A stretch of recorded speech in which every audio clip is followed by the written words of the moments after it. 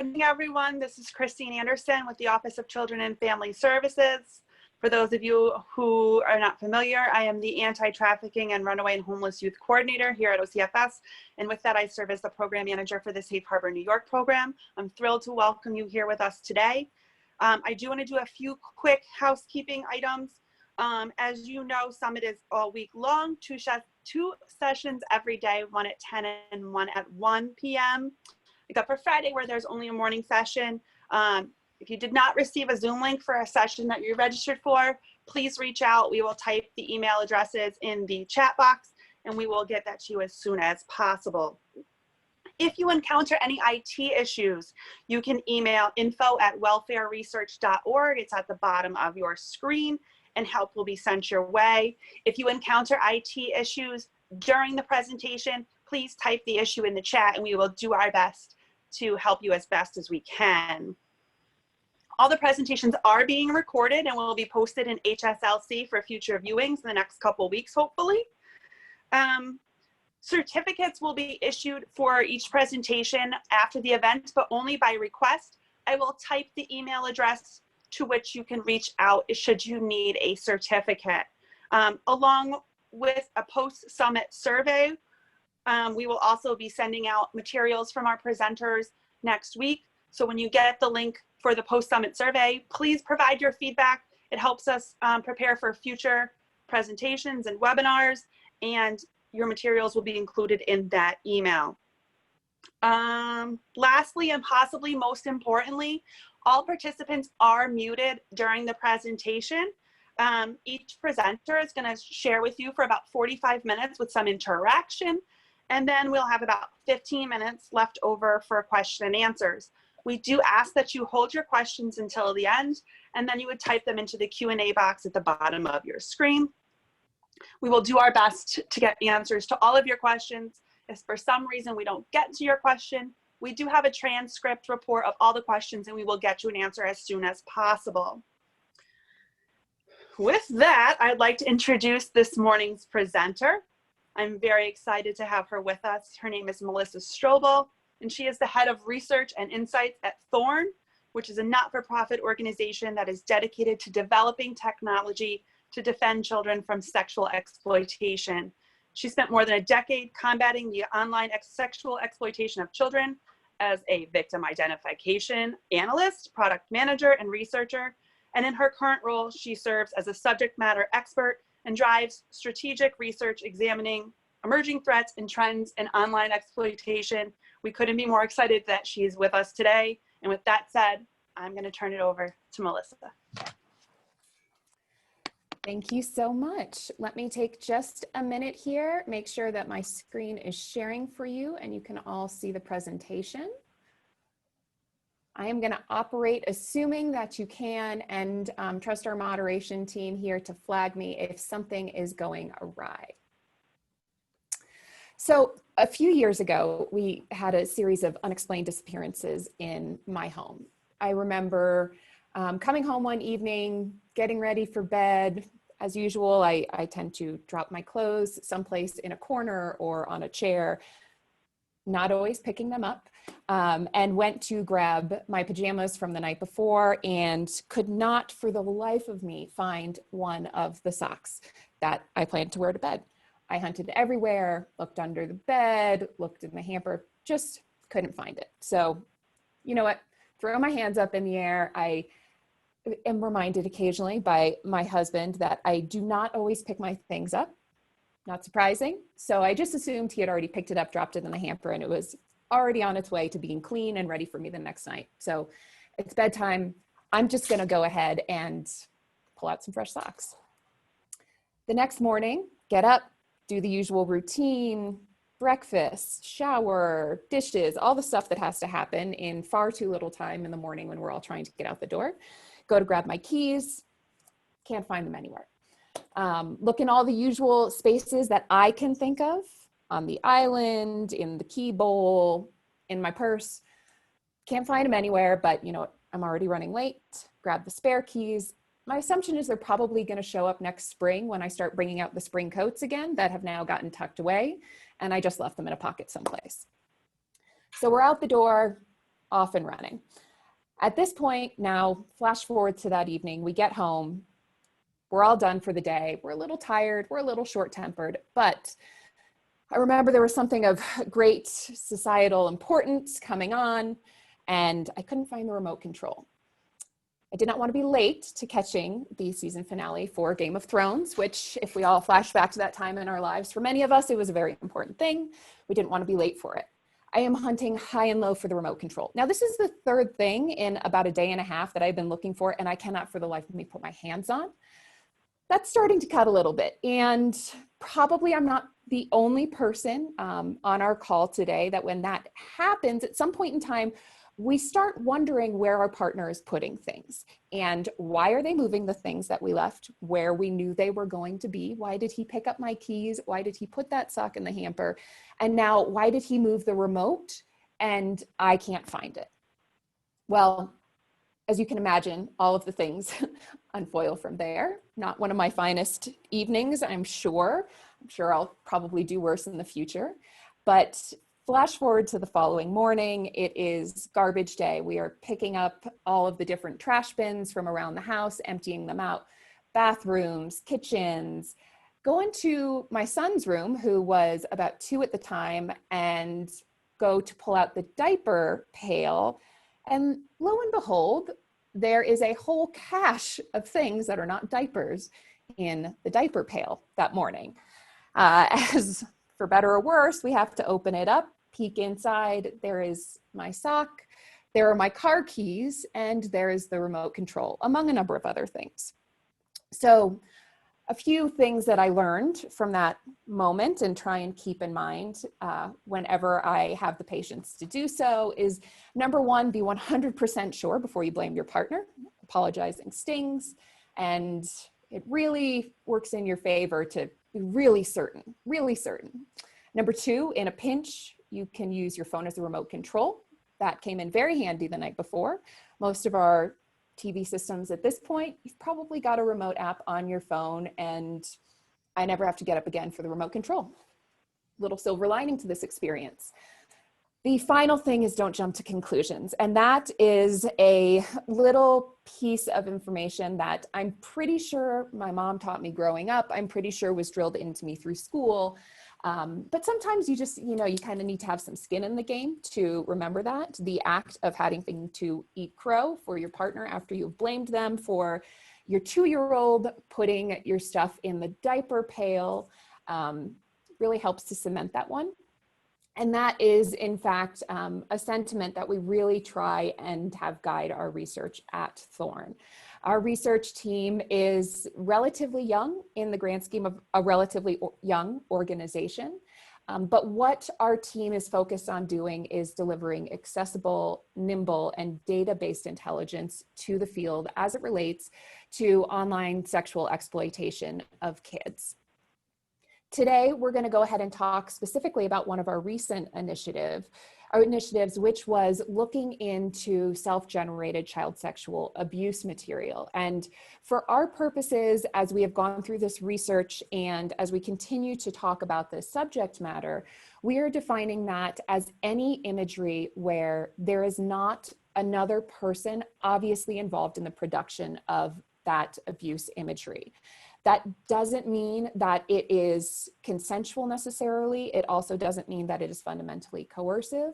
But looking at it through the view of the material, the imagery itself, you don't necessarily have that information. So we are currently using the phrase self-generated child sexual abuse material. There is a relatively active debate happening around that terminology in the field at this point in time, trying to find language that adequately reflects the nature of both the image as well as the intent and pathway that led to the creation of the image, and not using a term that unintentionally places blame on the child in the imagery. So I will say that this may not be the same term we're using to describe this content in a year, but that is where we are currently at. Anyways, a couple of years ago, we were hearing more and more from the field about a startling increase in the amount of self-generated abuse imagery in their caseloads.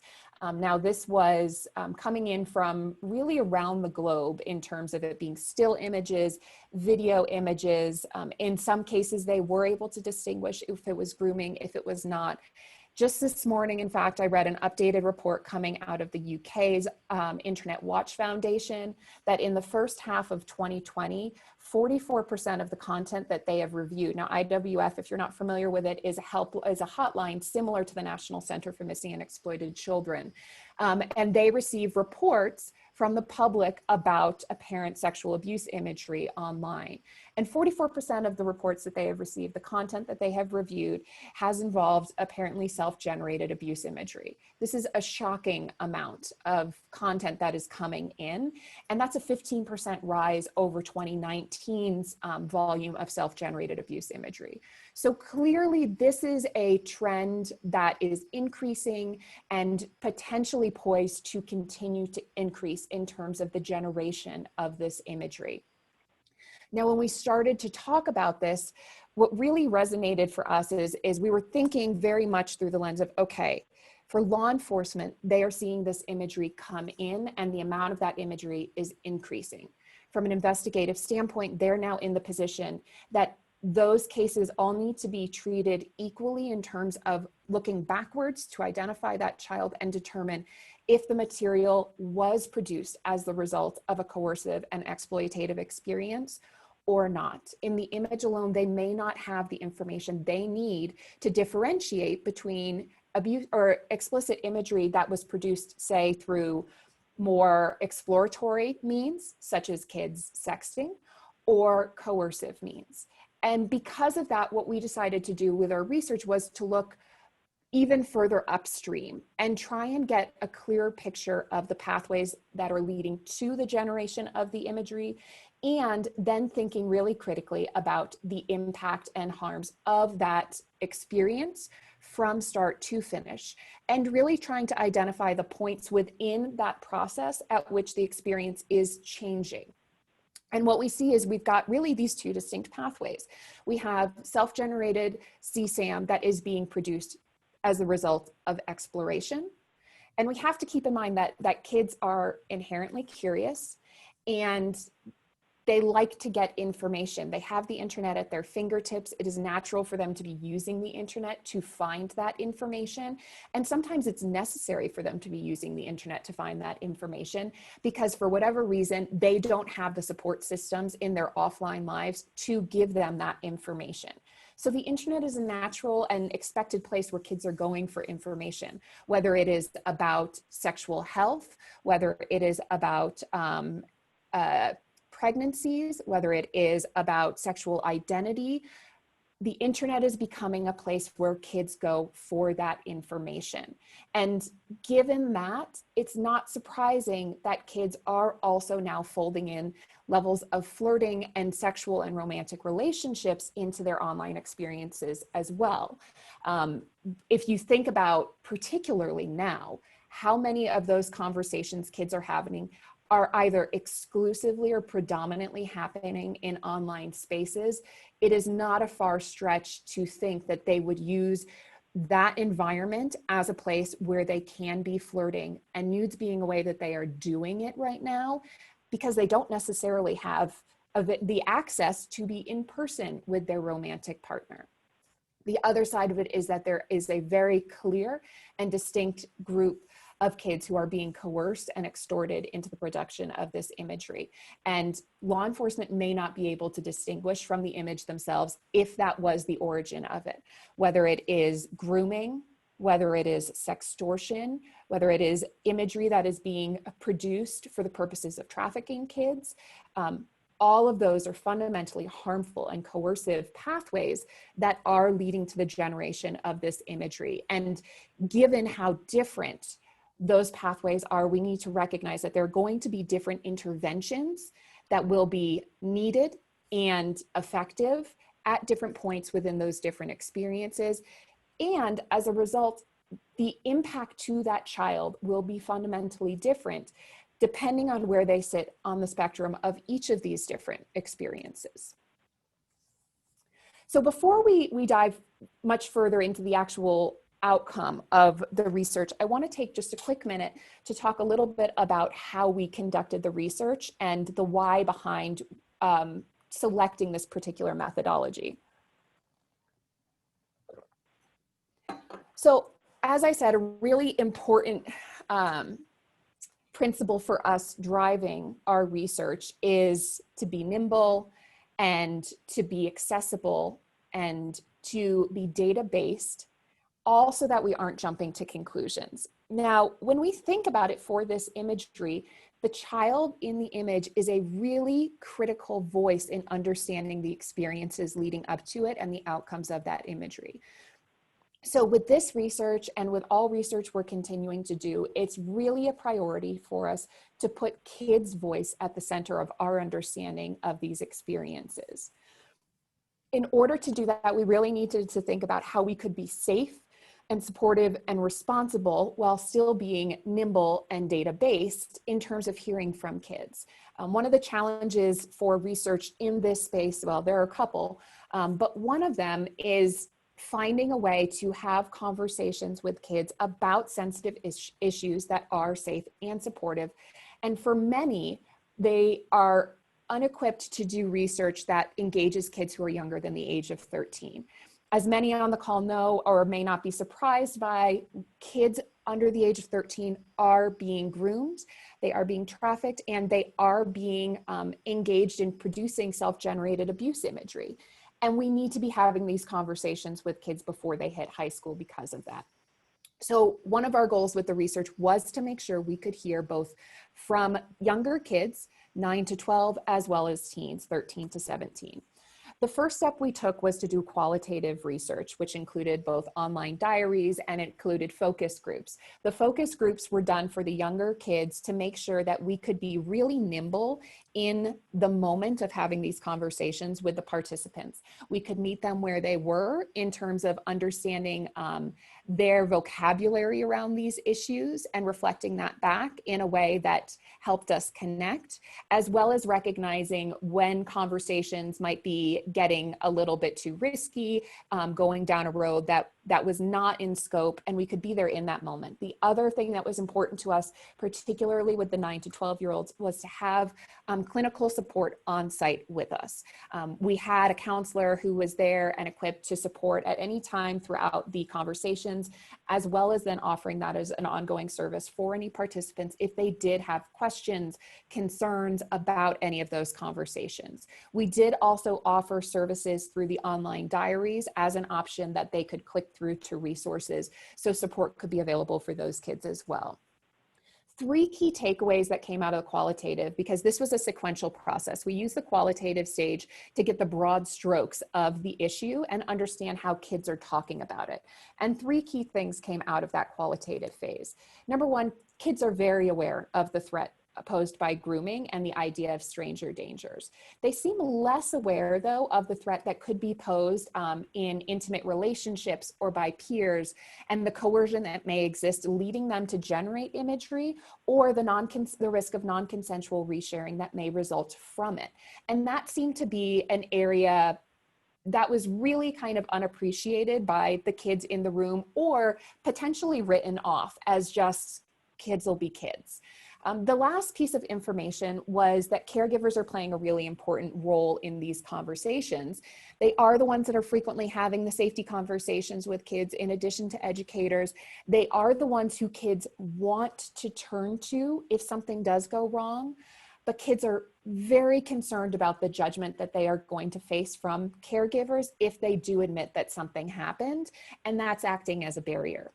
This was just the initial strokes from the qualitative, because what we heard in that moment was that kids were pretty familiar with the risks of grooming, but much less so with the risks of peer-on-peer violence that can happen in this space as well, we made the choice to first prioritize a quantitative survey focusing on that latter subject.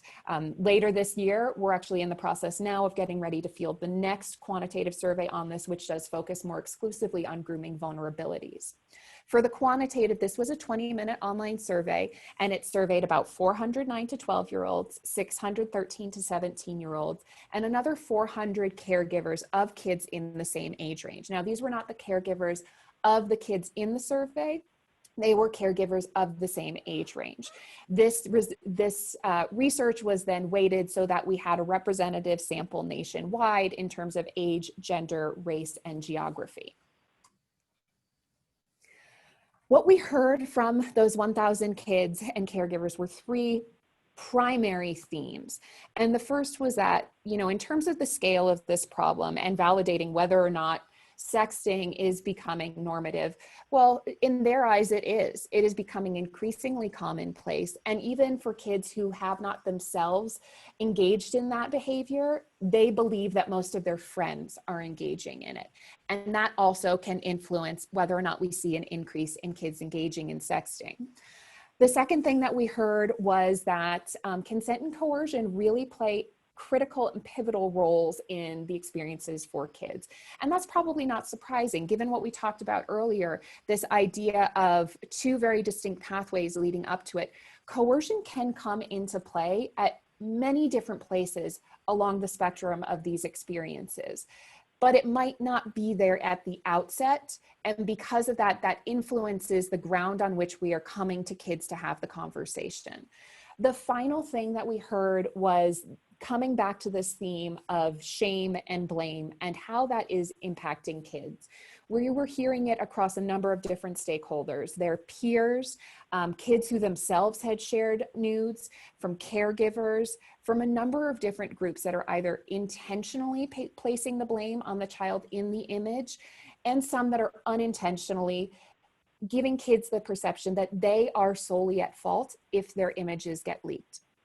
This environment is unintentionally prolonging the risk for kids. It's putting up hurdles and getting to kids in a place where they are making a decision of, should I lean into support systems, even though I might be slut shamed, I might be blamed, I might have consequences, I might be told it's my fault, or should I try and handle this myself? And that decision to handle it themselves can lead to increasing isolation and a lot of risk to the child in that moment. Talking broadly about some of the research, we have it linked here in this deck, I believe. If not, it is available, the full report, all 50 pages of data. If that is something that interests you, on Thorne's research page, please feel free to go and download just a quick snapshot at some of the data behind those findings.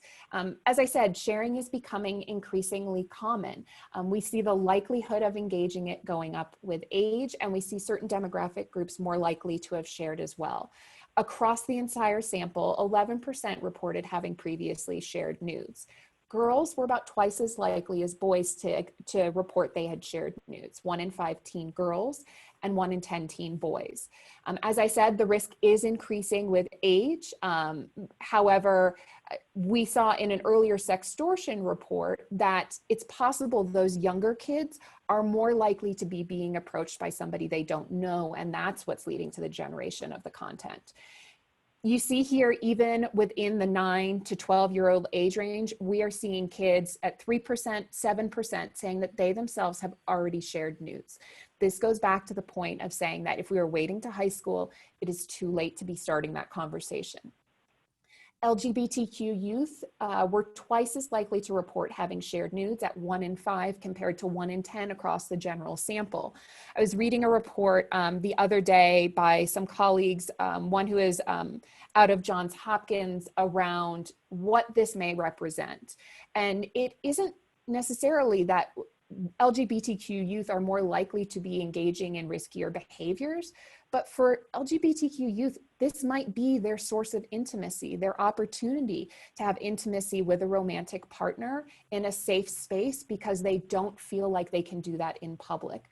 for whatever different reasons, because of the fact that they may not be out at home, they may not be out in their community, or general stigma that they are concerned about. So this is not equating to say that this is because it's a fundamentally riskier group. It's saying that there are other things at play, and they're twice as likely to say that they have shared it. In terms of resharing, one of the things, or I'm sorry, not in terms of resharing, but in terms of attitudes within the groups, because that was the self-report. And as we know, self-report tends to be on the lower side. But what we wanted to do was balance out the self-report with the attitudes piece of it to try and see somewhere in between is probably our truth in terms of the prevalence of this behavior, and to give us an indication of which direction it's probably trending in. Well, compared to 1 in 10 saying that they had themselves shared nudes, about 40% of teens said that it is normal for kids in my age group to be sharing nudes with one another. One child told us, we all do it, it's okay. This is really pointing to the normalization that is happening around these behaviors for kids, and suggests that if it's 10% now, but 40% think that their peers are all doing it, there's a likelihood we're continuing to see that number grow. 42% of teen girls and 35% of teen boys specifically saying that it is normal and that kids in their age range are sharing nudes often or sometimes. Importantly, for kids who even themselves have shared nudes, 43% said that it was an experience that made them feel good. They say that they felt beautiful, they felt loved, they felt trusted, they felt empowered. And that's an important piece for us to remember. Again, in terms of understanding where kids are at on this issue, for us to come in and to make a case of don't do it because it is fundamentally harmful and risky and bad for you, but nearly half are saying that they felt good when they did it. It's just a tension that we need to recognize to understand where they are at. This is by no means to say that this should be endorsed or that it is without risk. It is a risky experience. And we heard from kids that of those who said they had shared nudes in this survey, 1 in 3 had shared nudes with a stranger. And already we're talking about a much different experience at that point. While there is some dispute or disagreement with kids in terms of how scary or risky sharing one's own nudes might be, the idea of non-consensual resharing is a significant source of fear and shame for kids. That keeps circling back in terms of one of the factors that land for kids in the thing that they are most concerned about with sharing nudes is around their nudes being leaked. Now, we did ask kids, have you ever shared somebody else's nudes without their permission? And have you ever been shown somebody else's nudes without their permission? Again, looking at self-report, we're probably seeing the bottom end of the spectrum, and 1 in 10 are saying that they have reshared somebody else's nudes without their permission. 1 in 10. This is a pretty significant number. And if we look at kids who have seen somebody else's nudes without their permission, the number is much higher. We're seeing numbers that range anywhere from 10% of girls 9 to 12 all the way up to 32% of teenage girls who are saying, yes, I have seen somebody else's nudes without their permission. Now, we did also include the option of prefer not to say, because not everybody is going to be comfortable acknowledging having seen somebody else's nudes or engaged in any risky behaviors. If we fold that in, now we're seeing numbers as high as 40% who may have seen somebody else's nudes. This begs the question, is 1 in 10 very low in terms of the number of kids who are acknowledging resharing somebody else's nudes? Or do the decisions of those 10% of kids have such exponential impact because they are sharing an image to multiple kids simultaneously? And that kind of shifts our conversation, I think, a little bit.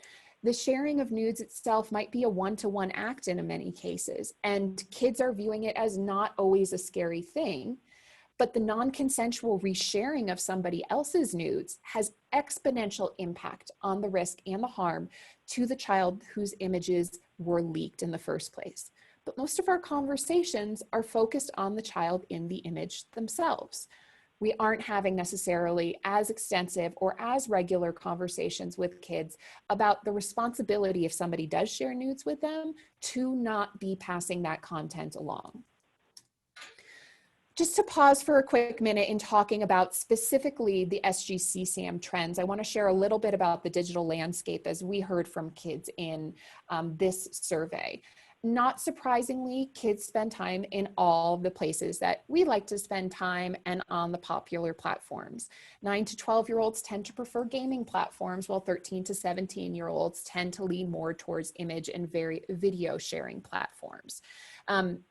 This raises an important reminder for us about the importance of building from the ground up online environments with child safety in mind at all times, irrespective of who the designated audience is. For many of these platforms, they are not designed for 9 to 12-year-olds. Some are not even designed for 13 to 17-year-olds. And they have systems in place to try and minimize and protect kids from getting onto these spaces. But the bottom line is kids are going to find a way. They are going to find a way to get on if it is a popular space. And once they do, that is a risk at that moment. So building with child safety in mind from the ground up is really important. In terms of the conversation we had with kids around their digital landscape, we did not focus exclusively on where are they sharing, where are they seeing it, how are they passing it along, but rather we wanted to hear more generally about their digital experiences. And not surprisingly for kids, as they get older, they are looking to become more social and more public and have more visibility online. So what we see is, well, less than 50% of 9 to 12-year-olds have public settings on their profiles. By the time you hit the teen years, we're seeing more like 3/4 of kids have public or semi-public profiles. In addition, their likelihood to follow rules starts trickling off. Kids do have safety rules that are in place. They do have restrictions on where they are supposed to be going. They are supposed to check in with parents before starting downloading a new app. They are not supposed to be connecting with strangers. They have limits on screen times. These are becoming relatively expected for kids. But while 9 to 12-year-olds, 3/4 of them were likely to follow the rule to ask an adult permission before starting a new social account, only 47% are going to follow this rule.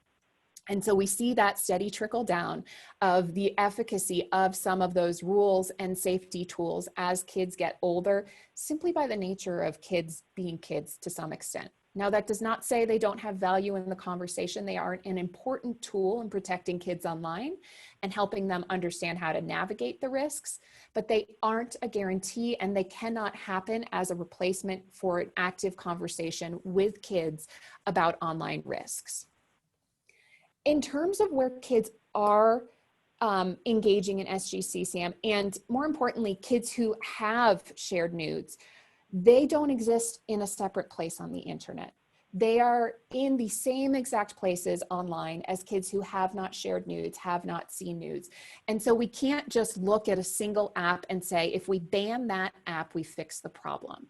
Instead, we need to be thinking a little bit more about the technologies that are drawing kids to them and that they have preferences for, to anticipate how that technology could ultimately be used to exploit kids in these spaces. They are sharing, resharing, and receiving in all the same spaces, but they do seem to prefer platforms that offer increased anonymity and privacy. For kids that we surveyed, 1 in 5 teens and 1 in 4 LGBTQ youth said it's okay to share nudes as long as you send it over an app that doesn't save it.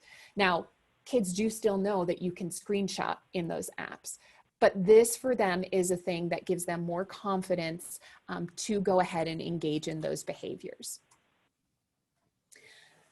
One of the interesting things that surfaced for us in these conversations around digital landscapes was around this idea of second accounts and Finstas. LGBTQ youth, older girls, were much more likely to have second accounts. Not surprisingly, kids who have themselves shared a nude were also much more likely to have a second account. But it's important to recognize that not all teen girls, not all LGBTQ youth have a second account because they are sharing nudes.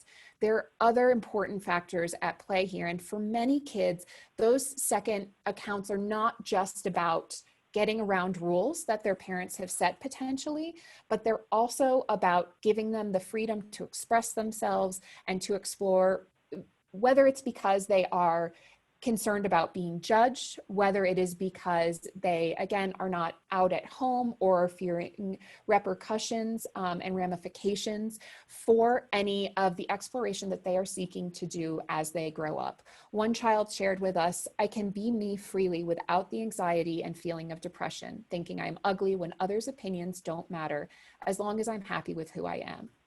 The internet is it can have risks. There is no doubt to it. And SGC SAM is one of those risks that we need to unpack and figure out how to safeguard kids around. But it is fundamentally an important place as well for a lot of kids who do not have connection, do not have community, do not have support. It is a place where they are finding those things at times, and that is a good thing. And we need to balance the good with the risk here. Caregivers, you see here kind of more of a breakdown around whether or not kids are likely to be following these rules. And there is a disconnect for caregivers in terms of whether or not they think kids are following those rules. This is a little bit of a weedy chart, but I think it gives you an idea in terms of that line with the percentage on top. That reflects how much caregivers think their kids are following these rules. And even if we're going with where they're operating, in a lot of cases, it's only about 50% of the time that caregivers think the kids are following their rules. And so that speaks to the fact that caregivers aren't blind to how kids behave around rules, whether it's online or offline, and additionally, how kids are behaving as it relates to sexting, as an example. When we ask caregivers, most of them recognize that kids within their kids' community are engaging in this behavior. A decent number also acknowledge, I think it was about a little more than 1/3, if I'm remembering correctly, they believe that their kids themselves have set nudes. These are not topics that caregivers are blind to. And what is working in our favor is that they're starting to have the conversations as well. Unfortunately, a lot of these conversations are being impacted by the sense that the kids in the image are primarily to blame if those images get leaked. And we see this across a number of groups. As you see on the top part of this chart, slightly more than 50% of teen girls and teen boys either exclusively or primarily blame the child in the image if somebody else leaks their nudes. Even for kids who themselves have shared nudes, 1/3 of them exclusively blame themselves if their nudes get leaked. Now, we look to caregivers, and those behaviors, those sentiments are even more pronounced. We see more than 50% and more than 60% of male caregivers and female caregivers are either predominantly or exclusively blaming the child in the image if their images get leaked. Now, again, this is not always intentional, and it doesn't mean that they don't hold the person leaking the images responsible as well. But a lot of the conversations are involving things like, if your nudes get out, your life is over. You'll never be able to get a job. Any future employer will be able to find them. It will haunt you forever. A lot of the conversations are using that type of threat of impact and sort of a doomsday approach to trying to deter kids from engaging in these behaviors.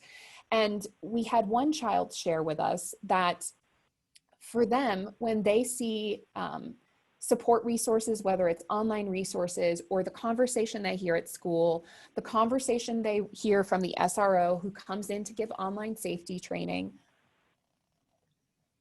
the conversation that caregivers are having with them, if what they are hearing is don't take nudes because once you do, it's completely out of your control and there's no getting it back, it doesn't offer them a pathway to hope. It doesn't offer them a road to regaining control of their lives.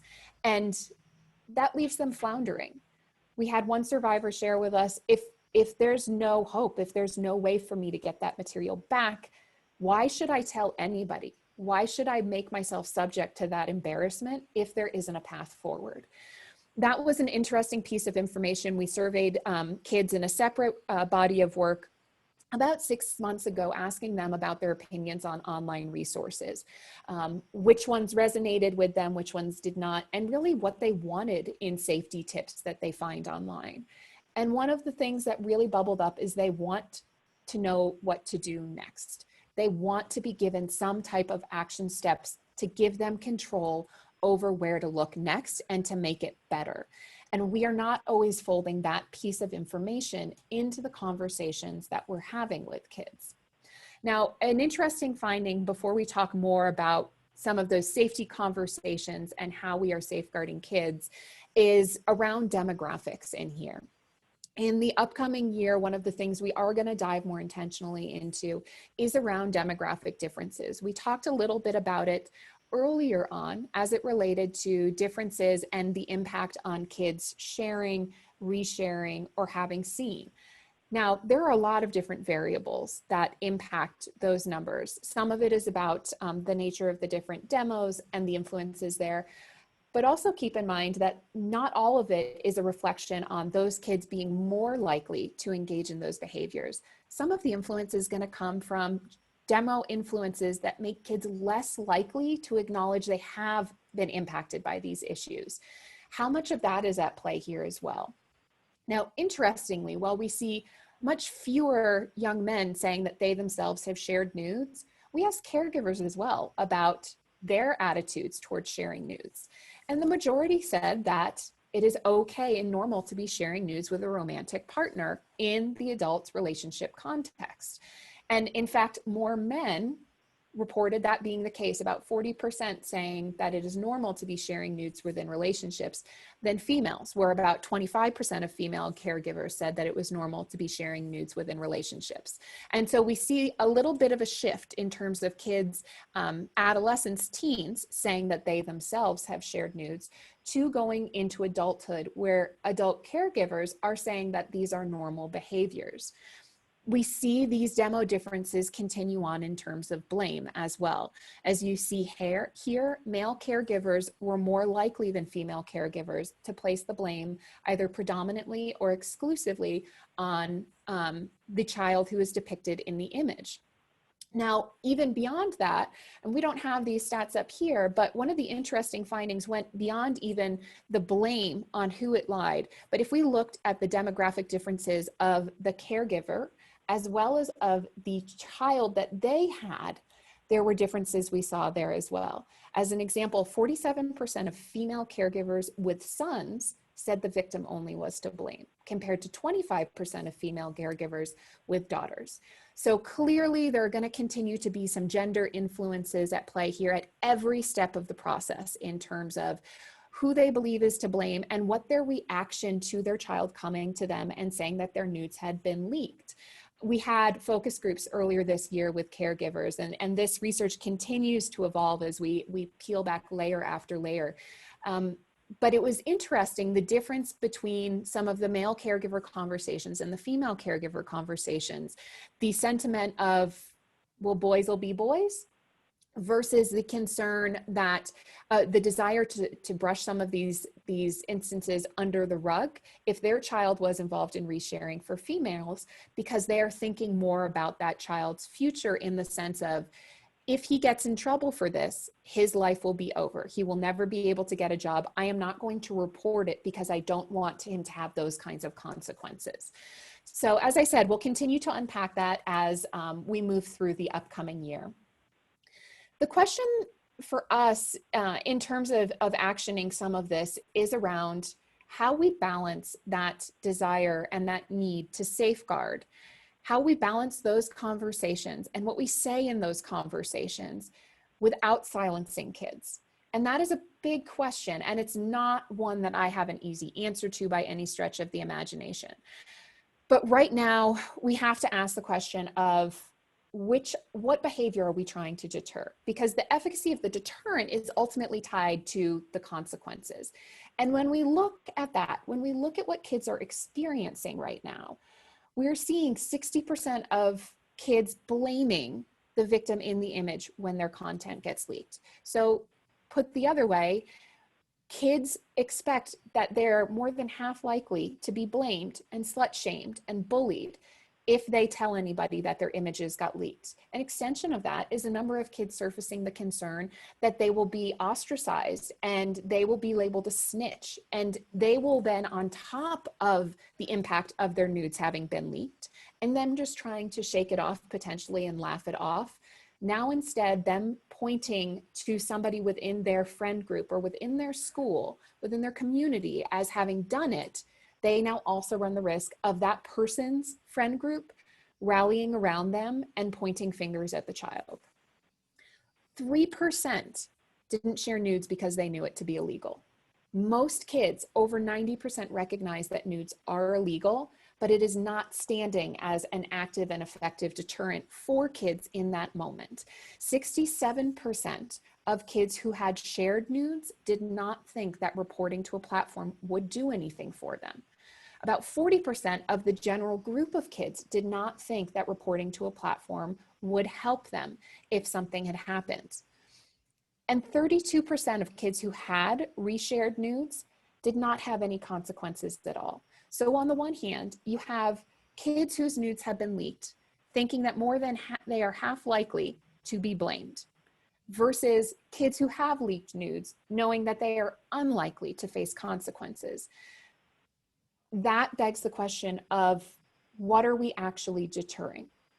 If somebody is more likely to be blamed and shamed as a result of having been victimized than of the person who leaked the nudes in the first place, getting in trouble and facing consequences, where do we encourage them to support them to be asking for help?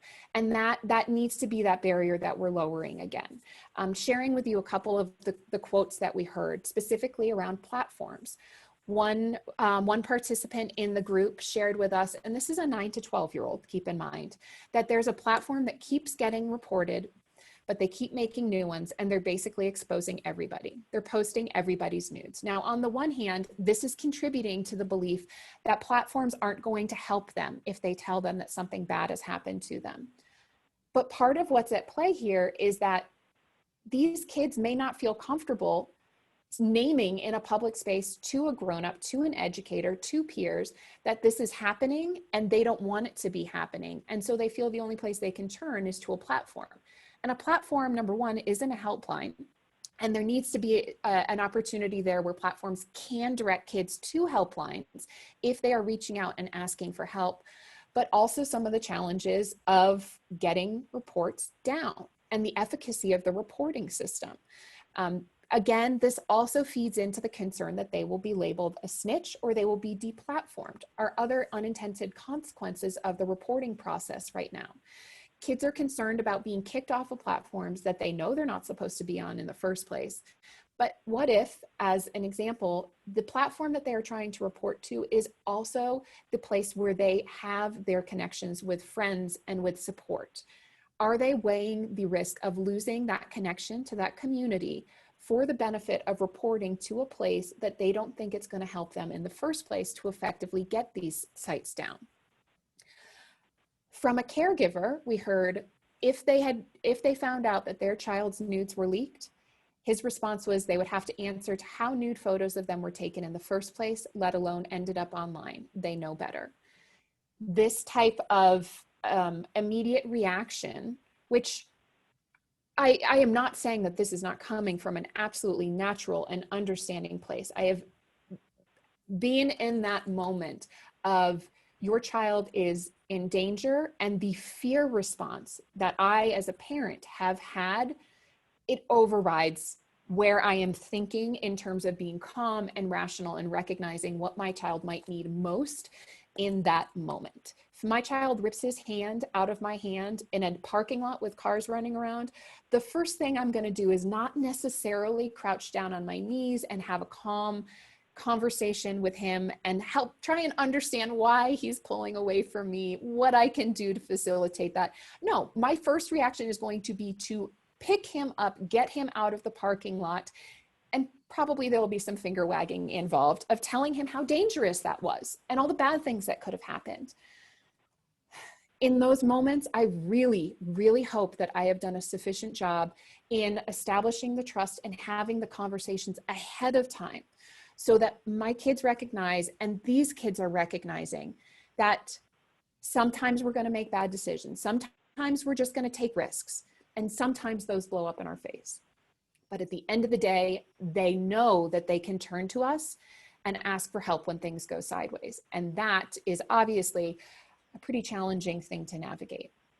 In terms of kids within their own communities and how they are viewing these behaviors, as you see, most kids, or not most kids, but 40% of kids are starting to think that this is normal. And 10 and 20% of kids are already engaging in the behavior.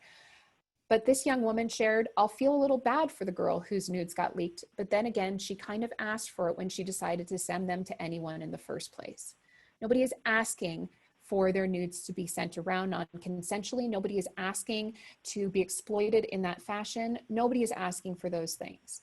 And the fact that that is sort of the impression right now is problematic. And we have a responsibility to start focusing more of our conversations on the responsibility of the person who is recklessly, callously, and at times maliciously sending on somebody else's nudes, as opposed to exclusively having the conversation with the child who's taking the nudes in the first place. So where do we go from here? We have already started internally fielding campaigns talking directly to kids about this, because throughout this entire conversation, we've talked about kids, but we've also talked about caregivers. And that in and of itself is leaving out a large portion of kids. Protective factors are going to be inconsistent for kids. As everybody on this call knows, not everybody has an engaged caregiver who is going to have the conversation with them, who is going to put online safety tools in place, who is going to be looking after them, who's going to be coming and having conversations with organizations about their concerns about their kids sharing nudes. Kids are going to be going online to get those answers. Kids will be going and having these conversations, whether we are having them with them or not. And our goal is to be fielding responsible, supportive resources so that when kids do go online looking for help on these moments, they find something that is a safe and responsible place. They're not encountering a could-be predator in those moments that is either going to intentionally exploit that vulnerability or potentially worse. In the upcoming year, we're going to continue to iterate on those interventions and continue to fold out more resources for tech partners, for educators, for caregivers, for law enforcement to help them navigate these subject matters better. We're also going to be iterating on the research. As I mentioned, we'll be doing additional research around demographics. We are getting ready to field research specifically around the hurdles to disclosure as it relates to platforms. For example, is it something that there's low-hanging fruit where we can make sure that if somebody is reporting on a mobile device and on a browser for the same exact platform, that the reporting form looks the same? Because to our surprise right now, it doesn't, not even remotely close, to the point where in some cases, the categories that a reporting person can choose from are different in both places. And at what point does that become a new hurdle for kids? They're already shaken, they're scared, they're concerned, and now they're confused because they don't see a clear path forward to where they are supposed to be reporting. They don't want to be sharing one of their potentially most vulnerable and scary moments with a black hole that they don't have confidence that they're telling the right person or it's going to the right place. And we can do better there. We're also going to be fielding additional research into grooming vulnerabilities, the evolution of those relationships, as well as the role of caregivers and educators and the attitudes for those individuals who are resharing somebody else's nudes. What has stopped them from resharing somebody else's nudes? And for them, do they think that they're going to have consequences for it? Learning more about those attitudes as well, so we can hopefully move the needle there. That is everything that I have for you today. As I said, the entire source of research is on our thorn.org research page. I encourage you to go check it out. There is also, in fairness, a brief, which is an executive summary, and it is far lighter than the full 50-page report. But that's all I have to share with you today, and I can hand it back over to Christine for questions. Wonderful. Christine, do you want me to stop sharing my Thank screen? you so much. It's completely up to you if you'd like to leave it up and people can look at this beautiful Yeah. child who's an astronaut, that'd be great. Sure. I'm just going to remind folks, we now do have some time for questions for Melissa. If you look at vision involved, I'm just curious. Sure. Yeah. So what I would say is for those numbers, just because the numbers in this space are murky at best, but that represents 40%, 44% of reports coming into the hotline. So already we know that is just a tip of the iceberg in terms of what it represents. And depending on the availability of self-generated abuse imagery versus more extreme younger kids, more extreme abuse and exploitation, those may not be as obviously surfaced as the self-generated to somebody from the public. So we're already going to see a little bit of bias in those numbers, but suffice it to say it is growing. For those hotline analysts to be able to determine that it is self-generated, they are again in the position that they have to look exclusively at the image and make the determination from that. They are most likely not going to be able to get to the level of information to determine if it was a result of coercion or exploration. That in turn goes to law enforcement most often, and processes vary around the world, but typically those reports are then referred to law enforcement, and if there is enough information in the report itself. So as an example, if it is an image of a nude child in a nondescript background without any identifiers around screen name or anything like that, it will be very hard for investigators to identify that child and ever know for certain if it was exploitative or coercive, as opposed to if there is some type of screen name identifier in their school logos in the background. That'll be the victim identification process that law enforcement goes to in order to identify that child and the source of those images. Thank you. Absolutely. You know, we talk a lot in our frame of work about risk tolerance and harm reduction. And, you know, as you said, many of our youth, unfortunately, don't come from a home or a background where they do have that trusted adult, that caring caregiver. So sometimes that I don't want to use the responsibility, I like to call it a blessing, falls on us. And I found it so essential that what you said is the conversations we're having with our kids that we serve in any capacity is so essential to them feeling like if I make a mistake in any capacity of my life, I have this person who I can talk to and there's not going to be judgment or blame put on me. In the trafficking community, we know that disclosure is often a very lengthy process and it takes a lot of time to build rapport. And we speak often about meeting the youth where they're at. So I'm just curious, as both, you know, a parent of a teenager myself and working in this community, what are the types or what kind of language or conversations, or how can we build our conversation so we are not saying, don't do it and then you won't have to worry about it, because we all know that that is not effective in anything we're trying to prevent a teenager to do. It's not preventive. It's not effective for drugs and alcohol, sex, any of those things. Exactly. It's a natural curiosity at their age. Yep. So how can are there suggestions for language we can use or materials we can find that can help us build these conversations? Yeah.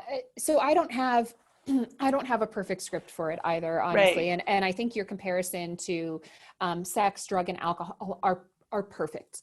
We can look to those conversations for hints about what is working and what isn't working. Telling kids just not to have sex is not going to be sufficient. And we need to, whether we like it or not, we need to give them other information as well in case they are disregarding that information. What I would say, something that I've started thinking more and more about, and this is, again, not a script per se, but for me, it's helped me make the conversation feel a little bit more accessible. But for all of us, we have had moments of fear, of shame, of regret. If you think about that moment when you were at your lowest, and because of that, can you imagine turning to the person next to you on a couch and starting that conversation? Can you imagine, let's say you have survived assault, turning to the person next to you and saying, I'm a survivor of sexual assault, and starting that conversation? to think about how hard that would be for a grown adult, and then turn to a 14-year-old and ask them to have more courage than you yourself can have. And Right. I'm not saying that as a slam. I'm saying that as it's a humbling moment to think about it through that lens of how hard any of these conversations will be to have. And from my standpoint, I'm trying to challenge myself to use the words more often in language, to not shy away from assault, from rape, from nudes, from any of these words, so that whether it is my community hearing them to help them start the conversation with their kids, my kids, anything along those lines, my partner, to start normalizing the vocabulary a little bit more, so that when that time comes, it doesn't stick in our throat, even if it does on a morning where I haven't had enough coffee, but that it doesn't stick in our throat too much. So I would say that is a valuable first step. Great. We do have a question. It says, I think many parents and caregivers are unaware of ways that they can monitor their social media use or even put controls on it. Did you find this in your research? And is there any hope of parents becoming more educated on these tools, for more tools becoming available that you know of? Yeah. Great question. So two things on that. The data is not on the top of my head in terms of kind of the prevalence, but most caregivers are aware of safety tools and how to use them. That said, most caregivers are also coming from a place of feeling ill-equipped to manage technology sufficiently for their kids. They recognize the safety tools. They also recognize the limitations of the safety tools, and they are feeling unprepared to have an informed conversation with their kids. And there's a little bit of insecurity there in terms of the feeling that they are the caregiver, they are the parent, they should have the answer. But recognizing that most of their kids are probably far more tech savvy than they are. And it's humbling. It's not a position that any of us like being in. Common Sense Media has a lot of great resources around the different platforms and safety assessments on them, where the risk is, where the risk isn't. There's a number of different companies that are offering safety suites now. I've also noticed a lot more platforms doing more outreach for users around safety tools, what it does represent, what it doesn't. So there is movement there. There is more work that we can do in making that accessible for caregivers. But I think right now that's one of the hurdles. Most are aware of them. Most of them are using them, but they're also very conscious that their kids are more tech savvy than they are. And that doesn't give them necessarily a lot of faith in it, in the efficacy of it. Thank you. There's a lot of comments about how great your presentation was, just so you know, and that they use Thorne's sextortion handouts for caregivers, peers, and youth all of the time because they are so helpful and informative. So kudos. Yeah. I have another quick question for you.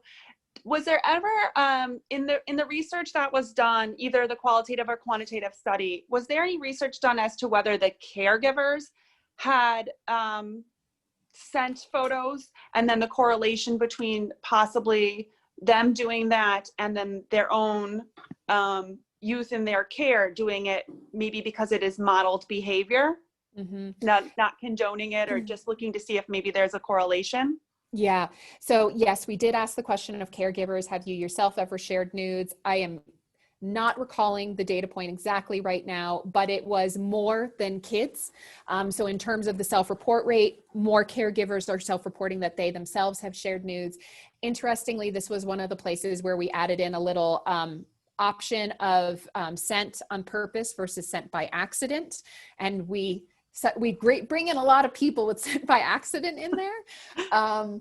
But yes, caregivers certainly are engaging in the behaviors. That data point is in the report for sure. I would say that we did not look more at the modeling element of it, but I think that's certainly at play, not necessarily modeling after their caregivers' behaviors, but certainly by pop culture and by what they see around them.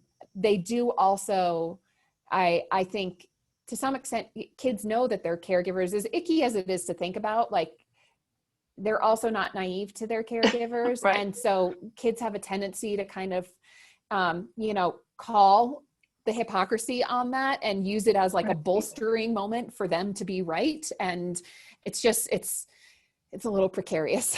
Yeah, So, yeah, for yeah. sure. Yeah. One And, last question. Was yeah. the question ever asked, and maybe it was missed, if during who is to blame, if the caregiver actually put blame on themselves for the youth food being leaked That is an or being excellent taken question. at all? Yeah, that is an excellent question. We did not ask that. And I think it's one that I'd love to fold into our role of caregivers survey that we do next year, because I think it's an interesting one. We focused it exclusively on the victim or the individual who is resharing. And I think that would be great to hear a little bit more in terms of caregivers taking, feeling to blame, or if they blamed the school, if they blamed Right. public sentiment, things along those lines. So that would be a really interesting thing to unpack. Yeah. Yeah. I know we are up against time. I want to offer, it sounds like the sextortion resource has been really valuable to everyone. We, as I hinted at, we have very lightly started to field, to pilot a campaign, trying to join that conversation with kids and make sure there's a safe space for them to have these conversations. And the website is nofilter, FILTR.org. It is run on TikTok now, Instagram, and Snapchat, if I am not mistaken. And you can see some of the videos that they have used to start that conversation in terms of what kids might be seeing. And it's doing in part what our campaign team was really hoping for. And it was to reach them organically where they are at and to make a space for them to have it. You see in some of the videos, if you visited on the platform, some really promising conversations around kids condemning the resharing. And when somebody pops up and calls a girl a hoe for doing it, the community is saying, she's not a hoe, she shared it in trust, and the other person. And it's really kind of getting at that conversation. And it's great to see kids kind of, like I said, they're having the conversation. We just need to join it. Exactly. I think that that's a critical element to our work. And I'm so glad you said that. They're already doing it. They're already talking about it themselves. We need to somehow make them feel like we not only need to be part of it, but that we want to be part of it. And not to just run out and tell them, we'll stop doing it. Because as we all know, that is just not effective. Absolutely. Melissa, thank you so, so much. This was absolutely wonderful. Everyone, thank you for participating this morning. We will get out, nofilter.org is in the chat. Please check it out. Have conversations with the youth you serve. Be thinking about the words you use. And thank you for the work you do every day. We hope to see you this afternoon. Take care, everyone. Thank you so much, Melissa. Thank you, everyone. Have a great day, guys. Ugh.